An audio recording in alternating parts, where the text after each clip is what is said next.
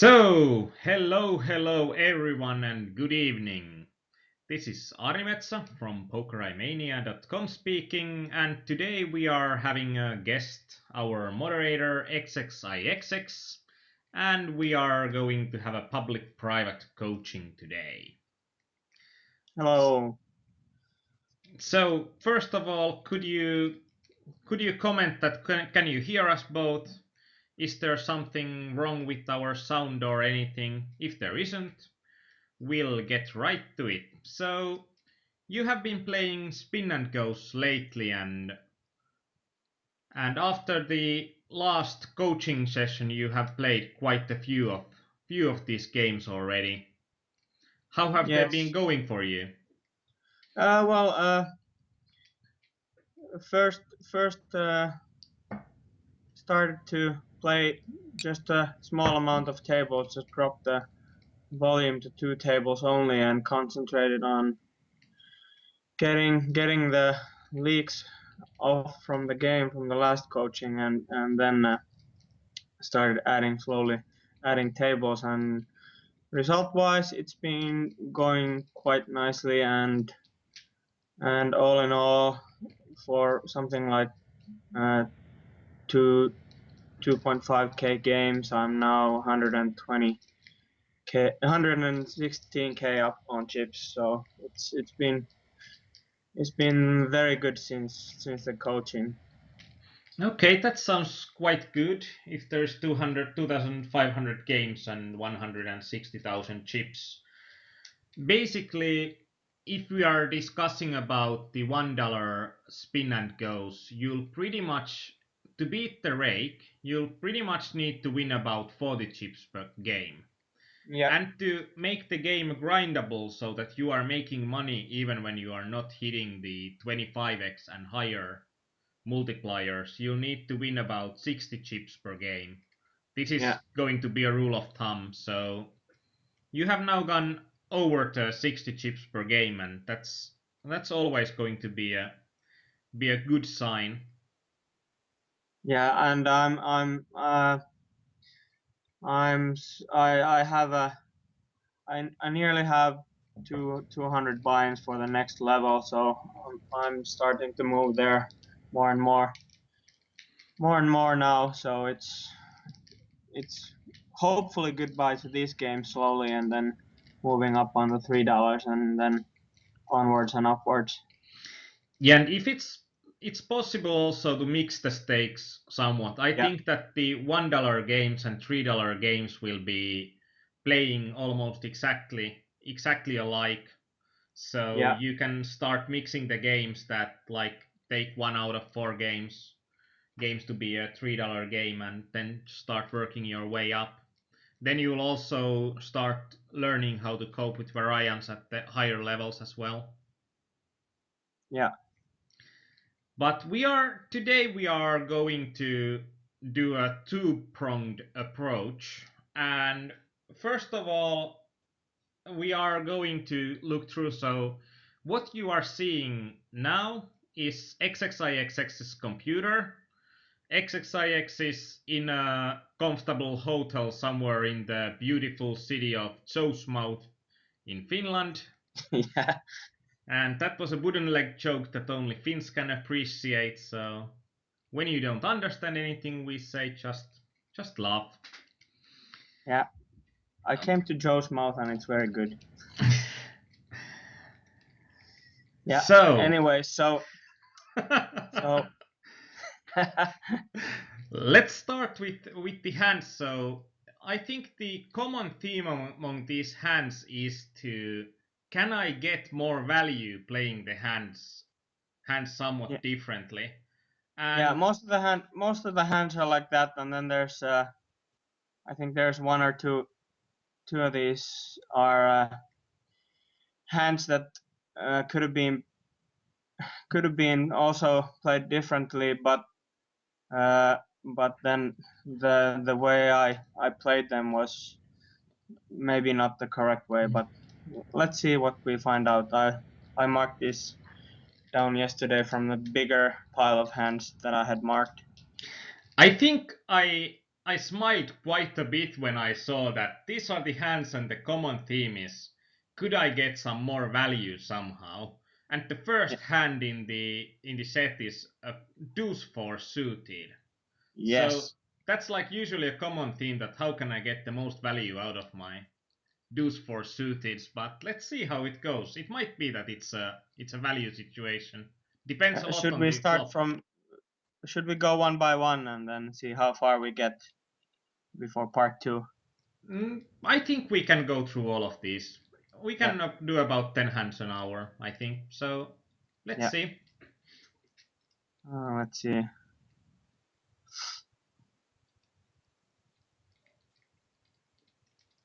Well, let's go like this. It's easier.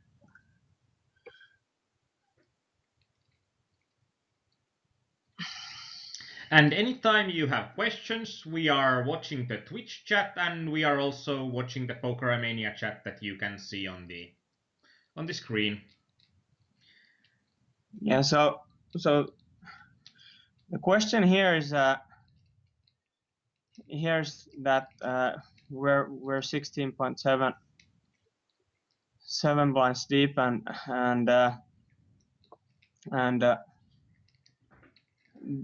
the way the reason I marked this was because the the poker tracker tells that this is a shovable hand, but I played it differently. But Mm, I think that this is not a general dart. This is not a Nash shove, yeah, it's not a Nash shove. and I think that this is quite an interesting situation when we are looking at our opponents, and in the $1 games, our opponents can vary quite widely. And Yeah, you have probably seen like every type of player. And if I'm trying to profile this player, so he plays a lot of hands and he plays most of them passively. yeah, He three bets really rarely, so if we are min raising here to steal, we don't need to be afraid of three betting that much. Most yeah, likely, if he plays against us, it's going to be that he's. Most likely, if he plays against us, it's going to be a call. yeah.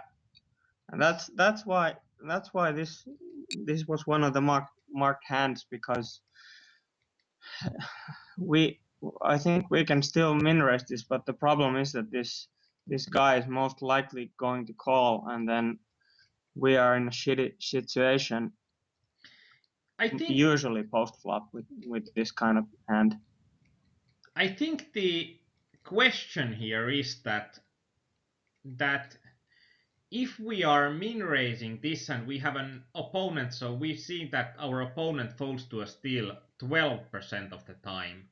So Yeah, he folds to our min raise steals out of 43 hands really, really, really rarely. yeah, So I think in this situation we can look at like if we limp this hand or if we min raise.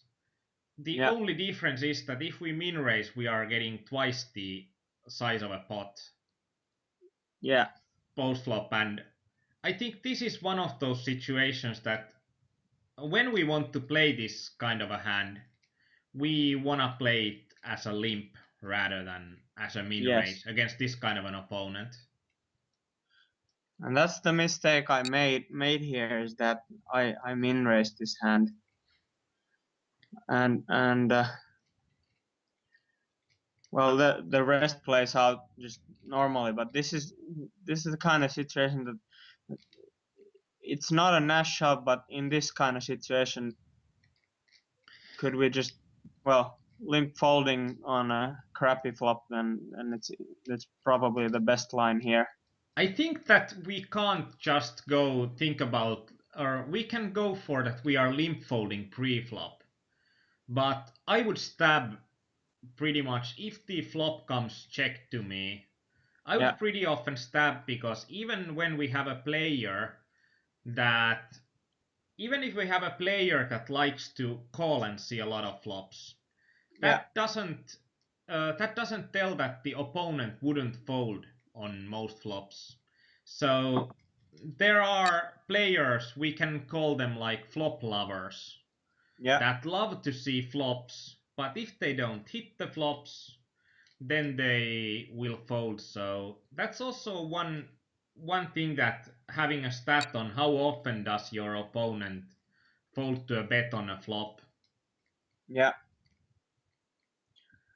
I don't for the I I'm just my HUD is very simple. It's a kind of something from your HUD and something I but I don't have post flop stats that much I think in because in these $1 games that there's not much post flop game. These maniacs do weird things on flop. So But actually, when we were talking about the moves that we can do if we play this hand, I yeah, think there is actually one other point, that I don't think that against an opponent that doesn't like to fold, I don't think this would be a good shove yeah, with this stack depth. And it might even be that folding this would be the best. It depends a best. lot on how our opponent plays post flop. If he doesn't like to fold post flop, we are going to hit so much of those bottom pairs Yeah, and crappy hands that our opponent will always have at least six outs to draw to. So yeah, if our opponent doesn't like to fold, it might be if he doesn't like to fold pre-flop and he doesn't like to fold on the flop, I would like to fold this one. And if we are in a situation that our opponent folds decently on the flop, but loves to see a flop, then this is a spot that I think limping is a lot better than a min raise. And hello to Pete, to a hotel room in Ukraine, and hello to Superpää. And hi Kylberg guys. asks, where are the cheerleaders? They're somewhere in Joe's mouth, probably at Detrusito's house. But let's see how this hand starts Yeah, playing let's out. see So how shit hits the fan, so called. So I decide to min raise this, and obviously we get called by the guy, and we have a pretty much monster flop. And this is, well, after this it was easy, just just bet, how bet, to bet. get the most money in, but there's also the question on how do you get the most money in. So let's see. Yeah, Uh, well, it's a $1 spin and go. It's easy game. okay, not much planning required. Yeah. So obvious call, and we go, and Oh well, it happens. Our opponent got it in really bad on the flop, and yeah, he got only three outs, and he got one of those. These things yeah. happen. And hello to Kauris84 too. Let's go to the Hello. next hand. Yeah.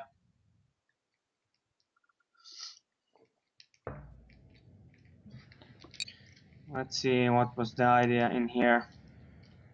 Mm, Uh, Queen deuce suited, and we are. I think this is a guy that looks to be a bit of a tight aggressive player, yeah, and he folds to a steal a ton of the time. yeah. So So that's why I this was a min raise hand, I think.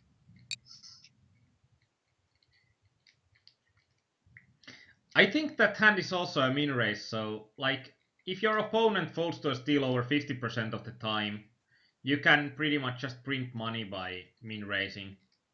Yeah. But if we look at the Nash, it's not. Wait. Let's see. Suited. It's not a shove hand either. So And with something like Queen Deuce suited, I like to min raise rather than limp, because we are hitting so crappily on the flop most of the time. We have suitedness, but we don't have any connectedness. And Yeah. So here's if I remember correctly, I did a uh, I did a uh, smaller than half pot race here, let's see and how that's the question, if there is any idea on that kind of thing. let's see what happens. Like your Reno pawns, I think that's pretty much if you are betting about 1/3 of the pot, or Yeah, like this is a really dry flop. Even when your opponent calls, I think these kind of guys that are tight aggressive, that are three betting a lot of their range, I'm thinking that they are hitting this kind of a board pretty rarely. Like yeah, if he's tight and aggressive, he doesn't play many hands that would contain a 5 or a 4. yeah, And I think he would play most of his aces as a tight and aggressive player. He would play most of his aces by shoving. yeah, So I think this is a spot that we are just collecting money by doing a small C bet. This there might be a point also to check back in here because we are having decent outs, and it might be that the queen high is strong enough still to get the pot in showdown. But in general, I think that I like it more to deny our opponent equity by yeah. taking the pot down now. So you think, but what do you think about the sizing? Is it totally, because if I raise here 60, then the turn is pretty much we have to get ready to get it in with this guy I if he like this. calls it I like if the he calls sizing. half pot. I like the sizing on a dry flop. We can do it with a quite a low sizing, and we can still get our Yeah, opponents to fold. yeah, because I have it's once again one of those things that I have to look into more, but sometimes these opponents, at least on these games, they tend to be scared of more they tend to be scared more on the smaller bet sizes. I don't know what's the logic, if it's I'm trying to get more value for hitting the board or something, but this guy ain't folding. I think like when you get checked to and you are in position, you are pretty much in a situation in a $1 sit and go that opponents are basically they are making a mistake in that regard, that they are donk betting too much of their good cards, Yeah, and when they are checking, they are giving up so often that you are basically printing money by betting every bad hand. But there might be some hands that are better as a checks because you are having more value than the, yeah. and you don't want to get raised out of your hand. But I don't think that queen deuce in this situation would have. And Kuberi says that, yeah, but the Nash chart doesn't react to big blinds if it's a static chart. But it is a static chart, and you can show this chart. So like, There's a pusher and a caller. yeah, and we can see that it doesn't need to react, so it's a static chart.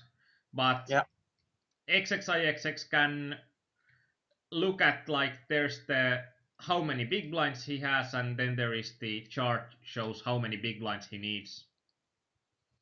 So it doesn't need to in be order to call or in order to shove. Yeah, yeah. So that's such a just a quick way to, and I think that's quite easy to get on the poker tracker.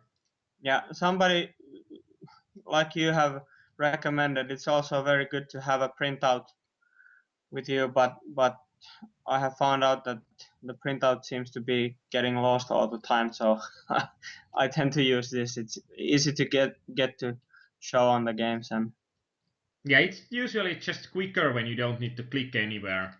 Yeah. anywhere, and you just have the chart with you.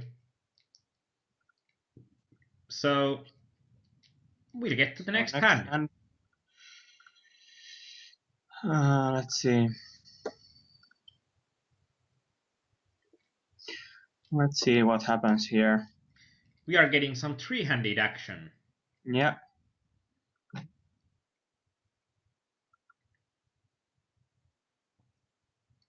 This might be slightly interesting. Yeah. I'll, Uh, mm-mm.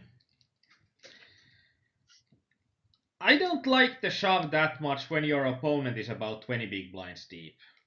yeah.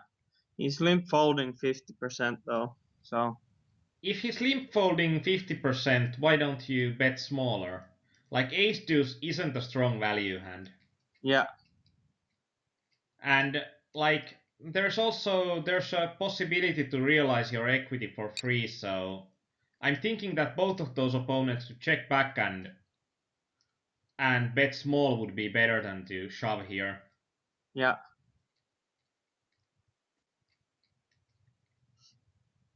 Okay. So yeah. So I think this is probably the worst option in Yeah. here. If you don't open fold, that's probably even a bit worse. But you'll pretty much get called with better, and even if you get called by worse, so your opponent calls you with something like king jack off, you are still not a big favorite against it. So, Yeah. but we'll So see. this plan backfires obviously on this hand. That. Do we see some aces? Yeah.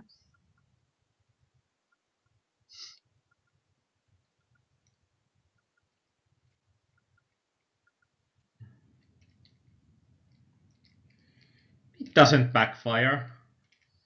Your opponent just wins the pot, but you got the Yeah. money in as well as you could get it in. Yeah. So I think still in that spot, it's better to either bet it small and then on the flop you would have gotten the money in, but then you Yeah. would have gotten the money in on those situations that you are having strong equity on the Yeah. flop and Yeah. not get it in blindly. Yeah. Okay. That was a fast one. That was a fast one, and that's I think that's one that you can improve clearly on. Yeah. And that would be like if your opponent would have something like 14 big blinds stacked up. Now he had about 19. If you Yeah. would have had 14 big blinds or less, I think shoving with the suited ace becomes really enticing.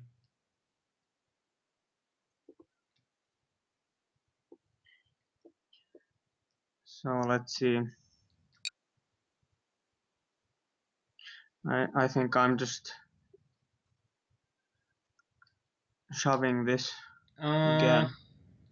if we are having an opponent that we are having just one hand on our opponent, Yeah, this is the first heads up hand. mm, I think that pretty much if our opponent is opening enough of his hands, then shoving any ace is going to be profitable, even up to this 25 big blinds deep. Yeah. But it depends a lot on like how the game has looked so far. If your opponent had like gotten his double up by doing something stupid, like completely stupid, then I can understand it. If you have seen like your opponent raise call with something like 9-3 suited. But in general, I think that in general this is also a nasty hand because we are not having the hand doesn't flop that well. We are still having decent pre-flop equity, but we just don't know enough of our opponent. Safe play Yeah. here is to just call Okay. pre-flop and play pretty carefully and try to get to a showdown cheaply. Yeah. as ace high will have quite a lot of equity against opponent's general hands. But we'll see what happens here.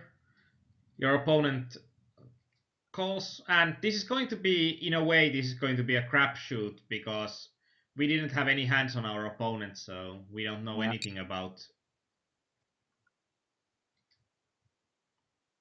And Pete84 posted 2 pictures.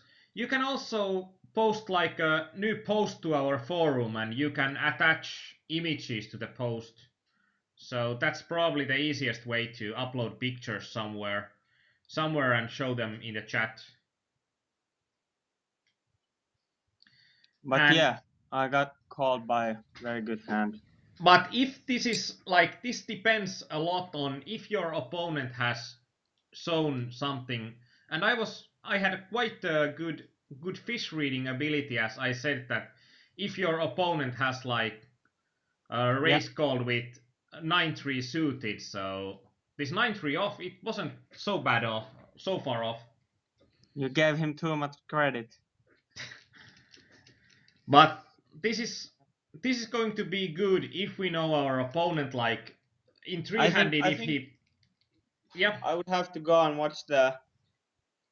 I think this is one of those game over in two hands kind of games that Yeah, then there's just I like. decided to shove this because I saw idiotic move on the first hand and then Yeah, then it on the makes. second hand and he goes to the bank with the money. Then it makes sense. Yeah. So let's go to a next hand.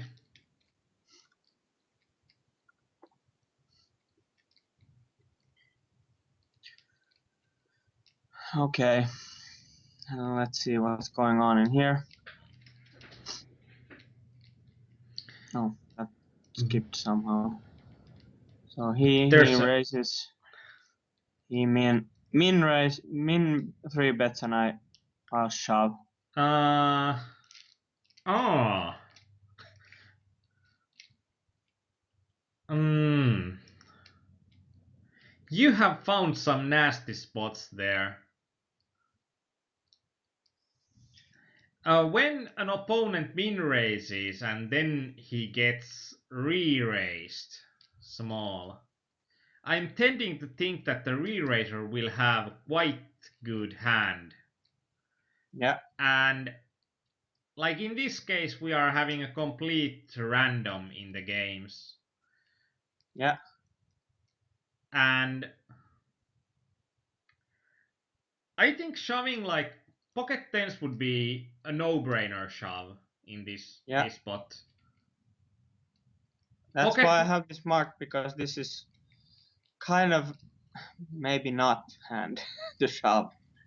I think pocket nines would be icky, and pocket eights I would probably, against the random player that does the three betting, I would, and three bets as a min three bet, I would probably tend to fold this because there are then two opponents and you are likely getting it in, and if you are getting it in, best you can hope for is a flip.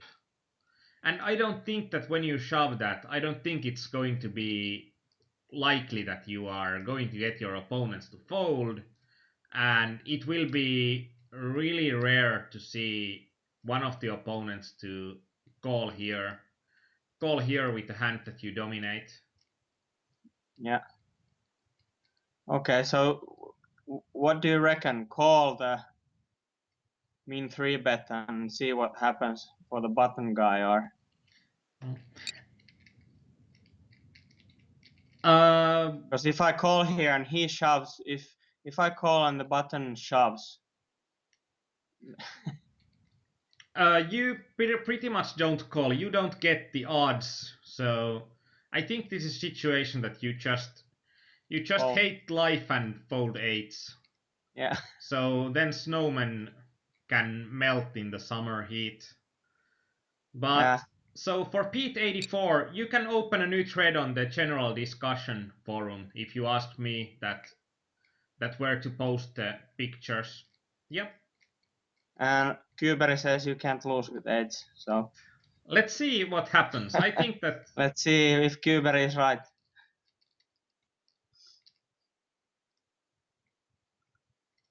But I think calling. Welcome to the $1 games. But I think calling in this case would probably be the worst option because we don't get enough. We don't get enough equity, and we are practically when we are against two players, we are with pocket eights. We are mainly set mining, and we hit our set pretty rarely. So, Yeah. but when this is shove or fold situation, I think pocket eights is just going to be too weak too. But let's see what happens here. At least I have some chips. I have one from 5 chips for one spin and go, so 10 chips is plenty. You need one double up less. Yeah.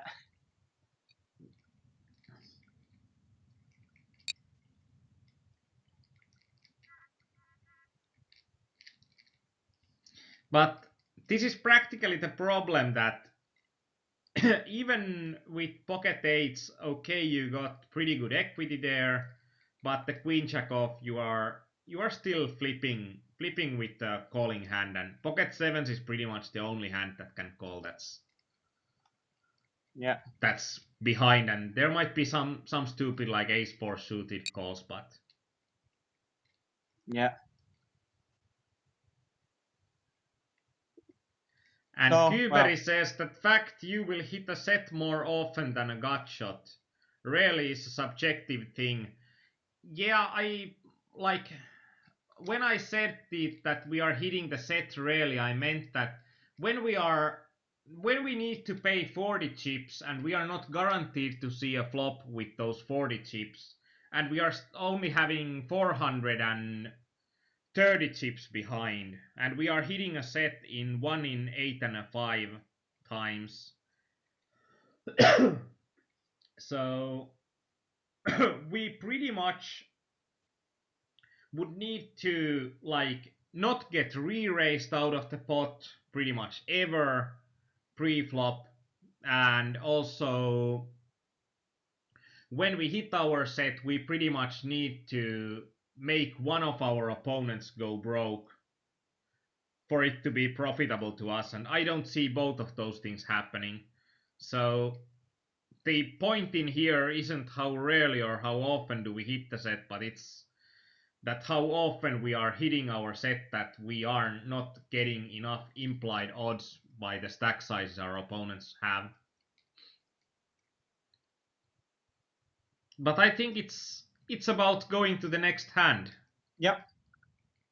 Okay, let's see what happens here.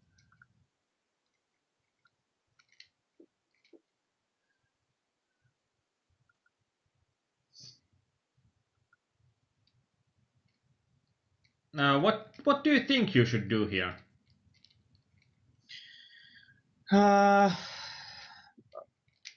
Probably a small raise here.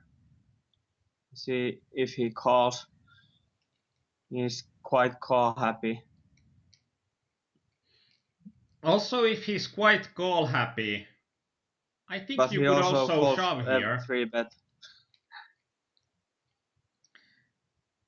We are having only 12 hands on our opponent. Yeah, not much. And even if his fold to 3-bet is 100, his limp fold is 0, so. Yeah. And he's limping now, so that's the. Like, this is like, if you raise, like Kauris says, that raise 90, it's one of, like, there's two standard lines here, either raise to about 90 chips or shove. And why I do like a shove here, that I think a general opponent that calls too much will call with most of his ace x hands here that will be dominated, and will also call with king x hands that are dominated.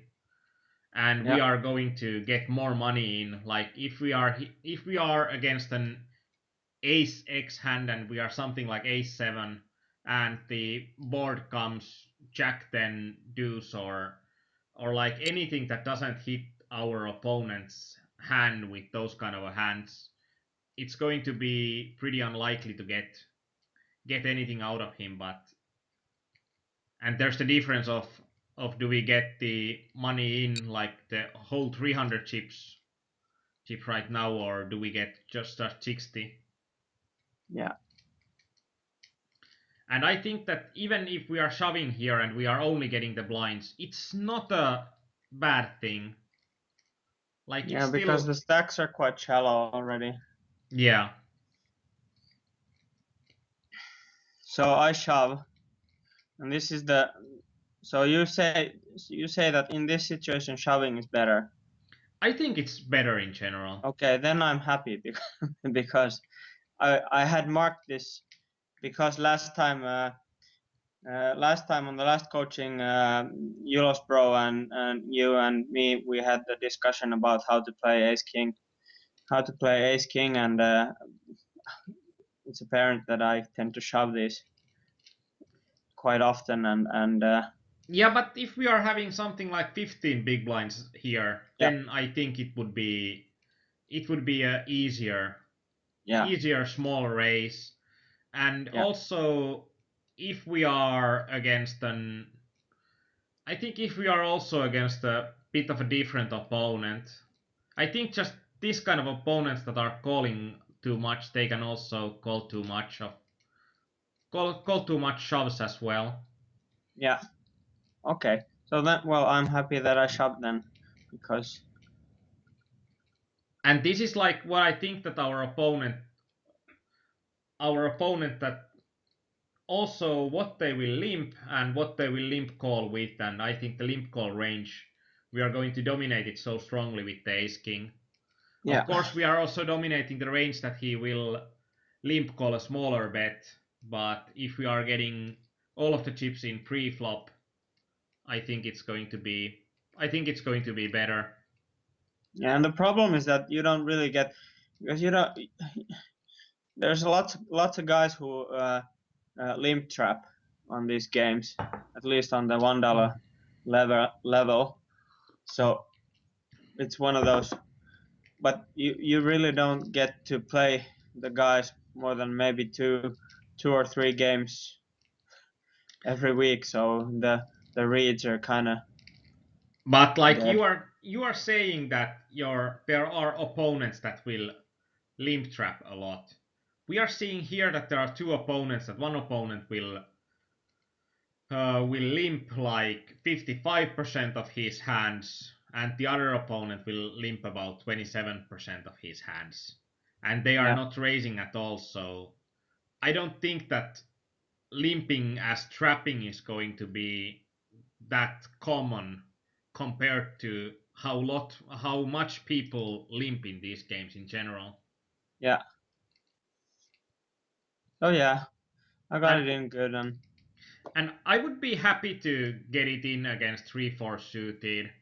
Then we know that if our opponent can't get rid of his 3-4 suited, then I think shoving in those situations will be like if we are raising to 90, then we are getting 60 chips a bit more often, but then also if we are hitting our ace or a king, do we get the rest of his stack? It's going to be more unlikely.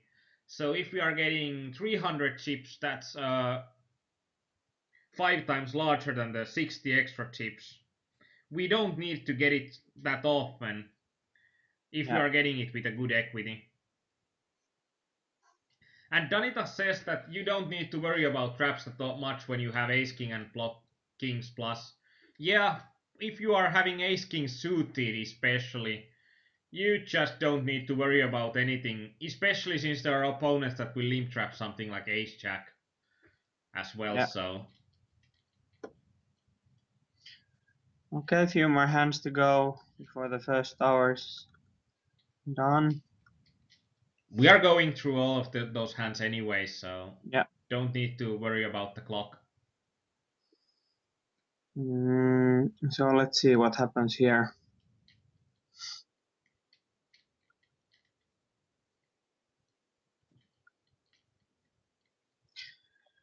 Mm.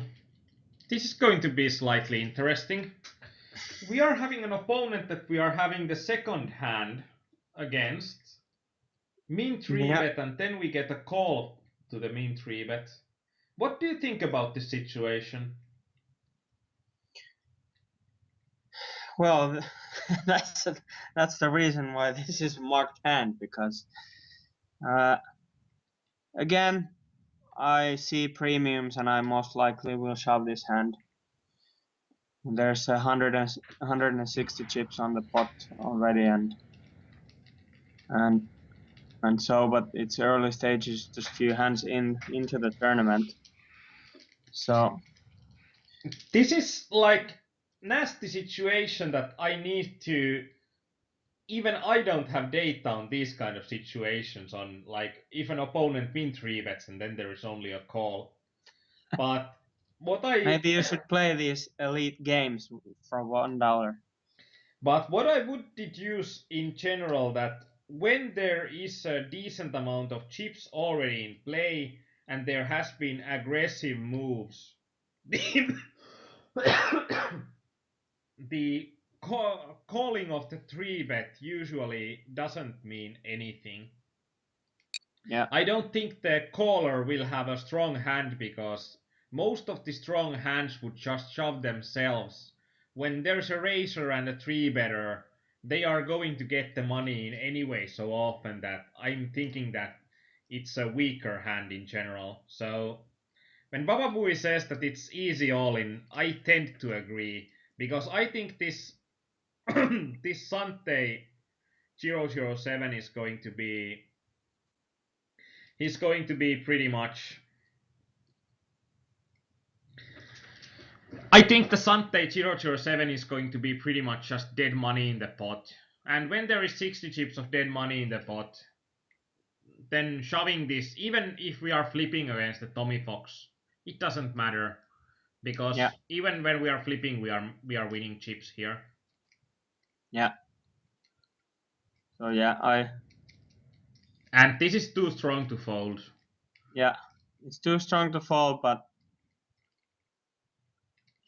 it's one of those games again when everybody flips. There's one player with just kidding and one player with ace 3. Yeah, Well, this is basically that we already knew that the Sante guy didn't have a premium hand, and we were correct on that. yeah, And also on the Tommy Fox that even when he min 3 bets, his range is likely to be weaker than ours, and we don't mind because the Sante guy should only be dead money in the pot. yeah, And Kauris has a, I think that's a bit of a Finnish attitude. Push and register next game. Don't even look at what happens in the pot because you are losing it anyway. So just like insta register the next game. But I think in this situation it's well played. You couldn't be playing it. yeah. Okay. And Danita catches on the same thing. If you register for next game as soon as you shove, I think you need to work on your mental game.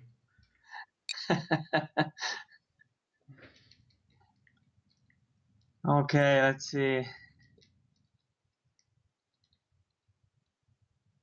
what happens next.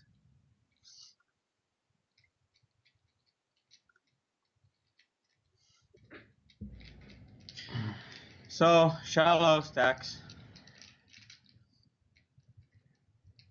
Pocket tens. and I I shove. Is there any? Is that just a standard easy way to play this, or could we trick the opponent for something else? There's the question that what do you think that the opponent opens here, and what do you think that he will call with here? Well, he's limping, so he could have too He's much not queenie limping, crap. or he's limping. Okay, Yes, he limps. okay. With these stack size, when we are 9 big blinds deep, and our opponent limps a ton and practically never folds to a raise, we Yeah, are going for yay, yay, yay! yeah, Keep the money in. yeah. That's what I do. But But like in these spots with something like pocket tens, we yeah, don't want to get fancy in the regards that with something like medium strength pocket pairs, we are yeah, having really strong equity when we can guarantee that we are seeing all 5 cards. But if we are seeing a flop for cheap, then we are going to pretty much half of the time we are going to have somewhat awkward situation when there is an overcard on the table and we are not having position on our opponent. So yeah, if we go cute here and go for 120 chips, then we need to decide already before that what do we do on the flop. And I'm thinking that we are not getting more value out of shoving every flop or shoving every flop with no aces or kings. I think yeah, those are going to be worse strategies, especially if we are folding to folding to flops that we are yeah, having aces and kings. So I think that shoving here is clearly the strongest strategy. yeah. And that's what I do. But I'm just what I'm kind of worried is that and that if there would be a way to get more value out of these kind of hands, then of course You are getting money in max again, value because I get so easy calls. but you are getting the max value when you are Yeah, dominating your opponent's range yeah, so strongly. yeah. I agree on that, but still, of course, these guys are so call happy that if they have any king or any picture card, any picture card or uh, anything that involves Broadway cards or any pretty much any suited like we have seen here, it's just magic. They uh, they call these shoves, but the question is how things will look when I move up stakes and maybe should practice for some better ways to play than of course it's an easy and EV plus way to play it like this, but if just wondering if there's any other way to play these kind of hands. I have played like I don't know, probably less than 100 games on every different level to see on how the level of compete changes. Yeah, And I think like if you are thinking about the $1 and $5 and $1, $3 and $5, the games are I think they are pretty exactly the same. yeah, okay, And I think at the $7 the games start to get a bit tougher and I yeah, don't think even that is that much different. yeah, But okay, like, don't worry in here. Like, I don't know what to say here. You are getting it in with 70% equity here, and you are wondering if when you are feeling bad here. So yeah, I think that you'll require you are requiring more the mental game of poker audiobook for your trip back from Joensuu because it's like yeah, 6 hours train ride or something like that. So I think that's like half of the mental game of poker audiobook for, and you yeah, can read the whole book during the train ride. yeah, If you are uh, driving yeah, back home, drive. don't read the book. Listen to the audiobook, but don't read the book. I have a cruiser and automatic transmission, so I don't really need to drive, right? Put it on autopilot and go, like playing these hands. Let's see, Ace King. But I think like these hands are are not marked because they are interesting. They are more marked because you have lost those hands. And I think that's one of the interesting things, that when I'm looking at the hands that people have marked, I think I have seen something like 9 out of 10 hands that I have seen have been losing hands. Yeah. And in here, I think I that don't know what happens here. What I think that 70 is a misclick. I think you think it's a misclick, and I think it's genius.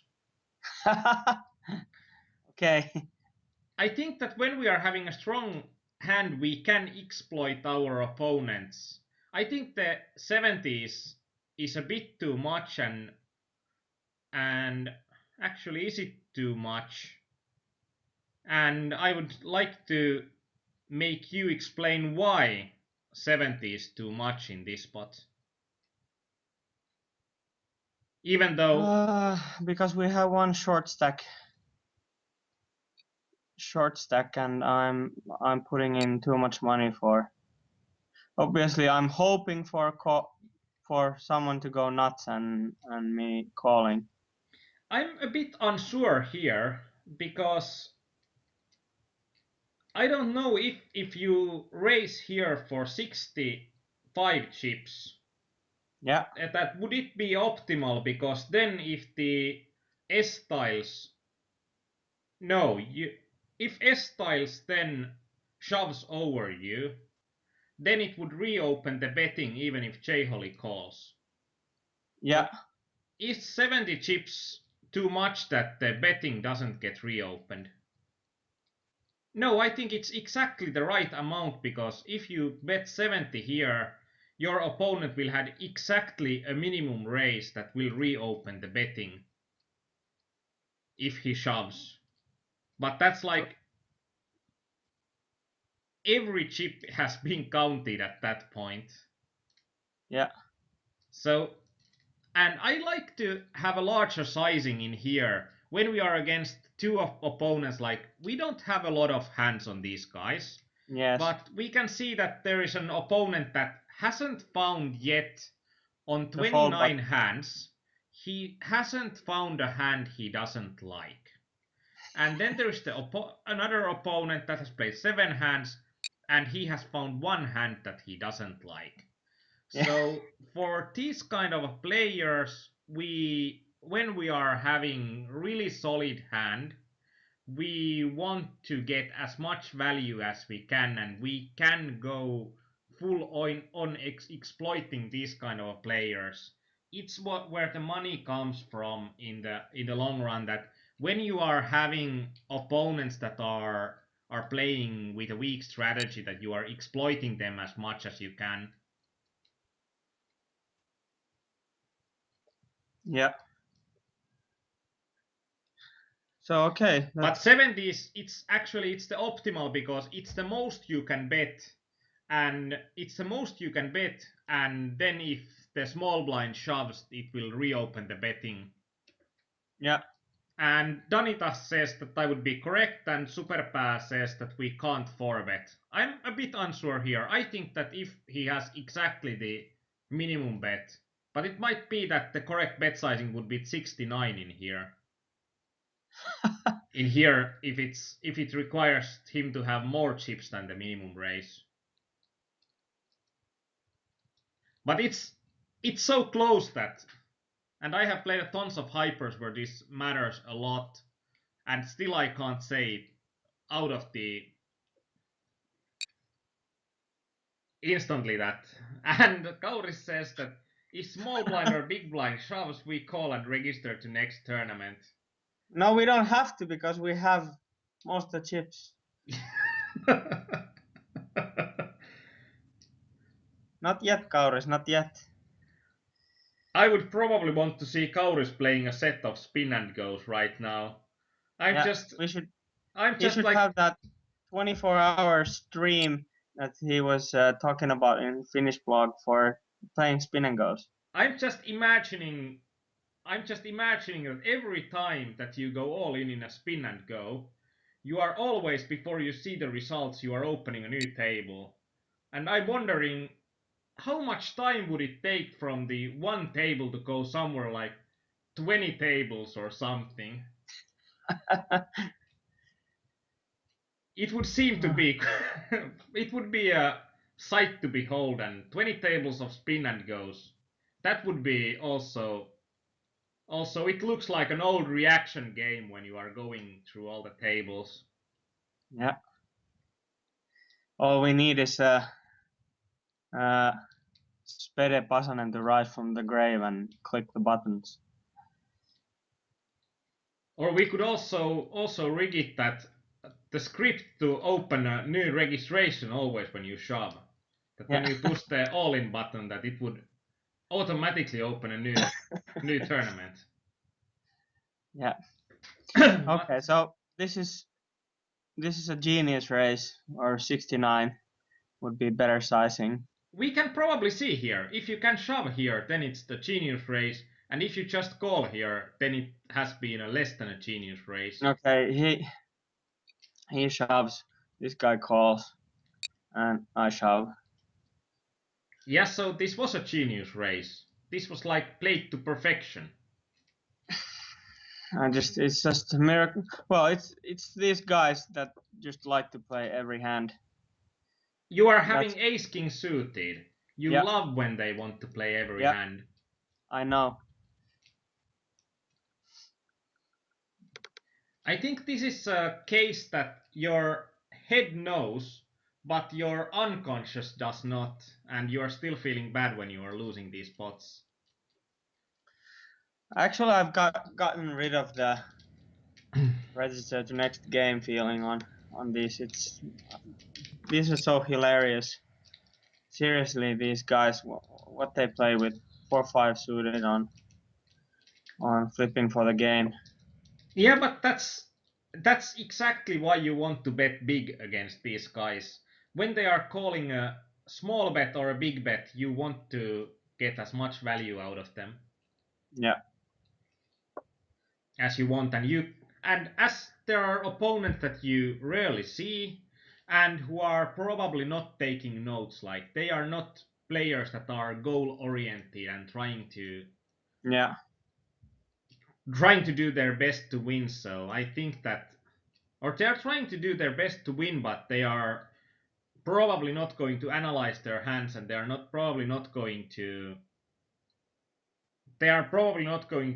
think about poker in the same way. So they don't think yeah. that it's going to They're be, just happy that all the chips are going in and they have a lottery ticket to win.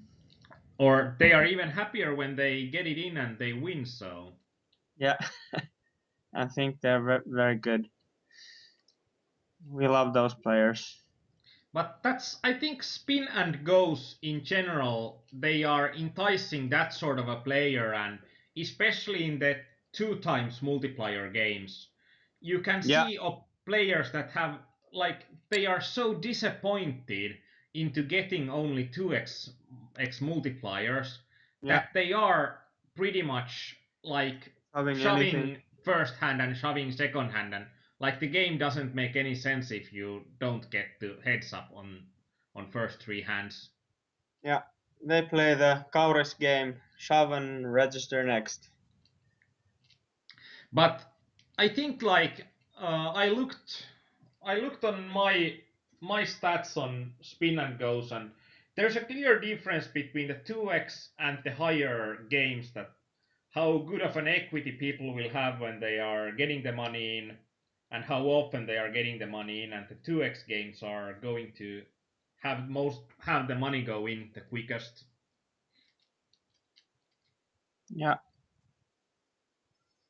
it's just like you said. The feeling on those games is just like most of the villains are just pretty much playing all their cards and just flipping for fun and hoping for a better multiplier. But then it's also, It's if easy they are money for playing those more tightly because you get most of the games being one of those games that nobody wants to play, so it's dead money. But I think it depends. There will be opponents that will play every hand.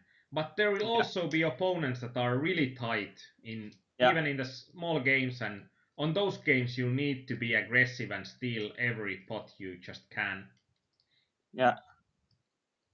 And also on the bigger multipliers, post flop games, the more aggressive you are, the more folds you get.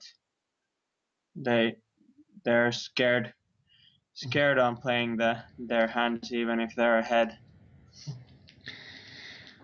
And I think in here we are having an excellent showcase on the Vlad 7291. On the stats side of things, he likes to play half of his hands, and he likes to play only 10% aggressively. Yeah. But when he gets raised, he will fold all of his hands he had played, and he will also fold to a steal a ton of the time. So I think this is probably one of the best players to have on your table, that a player that will fold a lot of their chips and equity away. Yeah.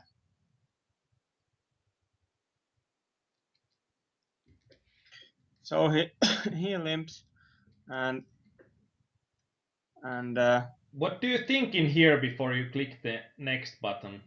Tell me your thoughts first.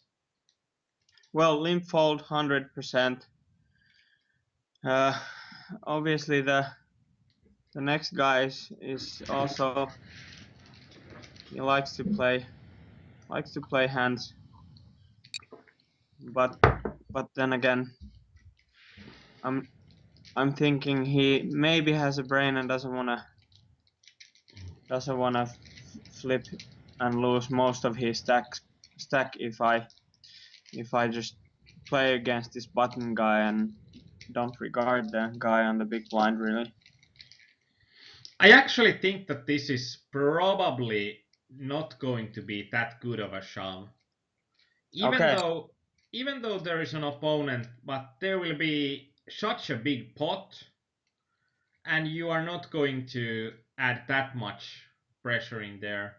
I think probably the best way to go here would probably be to just limp behind, because you are investing only 1/10 of your stack. It's still icky, but I think out of the bad options that we have, I think it's going to be the best. Then we are So having an limping here. opportunity to realize our equity, and we are getting here like one of six odds here. Yeah. And when we are getting one of six odds here, I think that we are getting way more than that in a three-way pot with Jack 8 off, especially when there's one player with a random range. Yeah. But this is still, in a way, I like a shove as well, because the player behind you that did the first limp, his stack size will increase your fold equity against this pioneer Yeah. guy. And when he's that kind of a player, he might not think about pot odds and just go for a limp fold here. Yeah. So I'm pretty much torn between calling, and calling and folding. Everything has merits. I think now that calling is probably the best, and shoving is close second, and folding would be the worst. Okay. I think I shoved this hand uh, based on what I already explained, and also that they're with the chips on the pot already. Uh, it's like half my stacks increased if I get them. I think the problem in here is that the Vlad's range, that if he doesn't need to call you that often for this to be bad, and if the pioneer calls, I think he will still call with a range of top of the pretty hands, like top 15%. And I think like Vlad is calling about 1/3 of his hands. So that's like about 50% of the time, like one half of the time, a bit less, because sometimes Pioneer and Vlad will have their calling hands on the same hand. But when I'm thinking about it, I'm thinking that if we shove here, we are going to get called at least half of the time. About Okay. 45 or half the time, and even when we get the chips sometime, it's still going to, I think it's going to be unprofitable. The Chuck 8 is going to be a bit too weak. Okay. So rather just Rather just call the call, limp I think. and then fold if Pioneer goes crazy. Yeah. Okay. And you get folds. We get folds. I just think that the Pioneer or Pioneer would call with like top 15%, and then the Vlad's also range would include too much calls for our comfort. Okay. Yeah, But because that's the I'm I I'm think, trying to practice on playing. I have been uh, after the last coaching. I have been well. Obviously, results went skyrocketing quite nicely, but also I have been I've been struggling with my limp range on these games, and and I've been trying to practice, maybe take something for my limp range from my heads up experience, but it's especially on the three-way pots. It's when the stacks are shallow. It's kind of annoying to know what to do. yeah, I think that it's also when you are having the worst position of them all, and you are having such a short stack, then it's going to be one of those situations that it's going to be pretty hard. But there's just the pot odds are going to be Yeah, so good to limp behind, and I wouldn't limp behind something like Jack Deuce off. I think yeah, that's going to be, but Jack 8 off, we are having some equity that we are hitting straight draws like gutshot draws or open-ended straight draws, and yeah, there is also some equity that when we are hitting a pair, it's generally a mid pair, but it could be a top pair for both of our cards. yeah, And I think that there is an opportunity to also bet these guys out if they are playing if they are playing really passively, yeah, and there is something like there's an ace on the board or something scary. yeah. But Okay, so like this, that's the 10 hands. 10 hands and about an hour. Yeah, So I think right now we are going to have a 5-minute break, and when we come back, we are going to, like, right now I think we are thinking about spin and goes that these are going to be war. And right now we have been looking like a commando unit's tactics right now. But on the next part we are going to the planning table, and we are trying to draft the strategies to win the war and not concentrate that much on tactics on the second part, but concentrate on the big on the great lines. yeah. So let's see in 5 minutes.